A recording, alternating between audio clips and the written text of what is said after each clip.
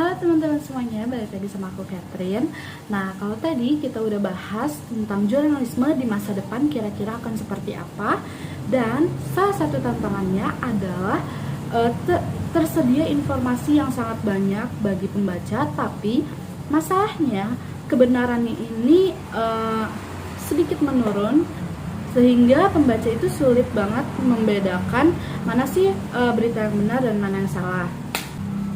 Nah, maka dari itu aku mau membahas nih 20 petuah jurnalisme dalam menulis berita. Kira-kira apa aja ya agar jurnalisme di masa depan itu tetap memberitakan fakta-fakta yang terpercaya, sehingga pembaca itu nggak sulit membedakan mana berita yang benar dan mana berita yang salah. Kita langsung aja petuah yang pertama, yaitu hakikat jurnalisme ini mempengaruhi khalayak untuk memutuskan apa yang mereka pikirkan maupun yang mereka tidak pikirkan. Petuah yang kedua yaitu tujuan jurnalisme sebagai berita, media komunikasi, serta lembaga sosial dan ekonomi. Jurnalisme ini bertujuan untuk melayani dan mengungkapkan kebenaran. Yang ketiga, kekuatan jurnalisme dibangun oleh teknis jurnalisme yang kokoh, sehingga berita yang disampaikan kepada khalayak itu adalah berita yang benar, dan feedback dari khalayak itu juga bisa diterima dengan baik. Yang keempat adalah konteks jurnalisme, yaitu tunduk pada sistem pers yang berlaku. Yang kelima adalah struktur jurnalisme yang dibangun oleh wartawan dan kebijakan redaksional. Yang keenam adalah proses jurnalisme yang meliputi liputan peristiwa, penulisan berita, penyuntian berita, dan penyiaran berita. Yang ketujuh adalah partner jurnalisme, yaitu bahasa dan logika. Yang kedelapan, tugas jurnalisme adalah merekonstruksi semua peristiwa dan kejadian yang aktual yang berpangkal dan bermuara pada kemanusiaan, kepentingan khalayak, tanpa memasukkan emosi dan opini wartawan itu sendiri, serta menyiarkan melalui media pers. 9. Batas jurnalisme adalah fakta yang berkaitan dengan kepentingan orang banyak.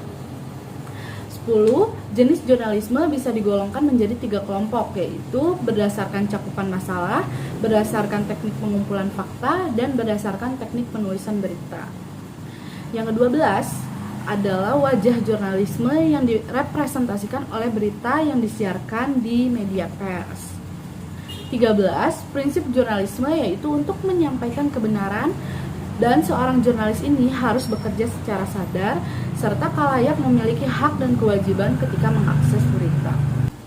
14. Yaitu epistemologi jurnalisme, merupakan penerapan jurnalisme yang benar, meliputi wartawan yang mempersepsi kejadian yang terjadi dengan benar. Kebenaran yang disajikan media pers kepada khalayak merupakan hasil penerapan logika yang induktif dari fakta yang diperoleh oleh wartawan, serta wartawan ini tidak boleh beropini dalam menulis berita dan mampu menyajikan fakta secara akurat. 15. Peran jurnalisme, yaitu untuk memberi informasi atau to inform. Yang kedua, mendidik atau to educate. Yang ketiga, melayani, to engage. Yang keempat, menghibur, to entertain. Yang kelima, membuat frustrasi atau to frustrate. Selanjutnya, membuat sedih atau to sadden. Dan yang terakhir, untuk menakut-nakuti atau to scare. Nah, yang ke-16, petuah yang ke-16 adalah krisis jurnalisme, yang akan muncul ketika khalayak meragukan profesionalisme dari wartawan. 17. Keberpihakan jurnalisme ini kepada usaha untuk membangkitkan dan mempertahankan kemanusiaan. 18. Kultur jurnalisme dibentuk oleh proses cek dan dicek fakta yang telah dikumpulkan oleh reporter. 19. Yaitu pelatihan jurnalisme. Nah, pelatihan jurnalisme ini diperlukan untuk memelihara dan mempertahankan ruang publik. Yang ke-20 atau petuah yang terakhir, yaitu spirit jurnalisme, adalah menyiarkan kebenaran kepada khalayak yang benar secara ontologis, hukum formal, hak asasi manusia, dan benar jika dianggap benar oleh masyarakat.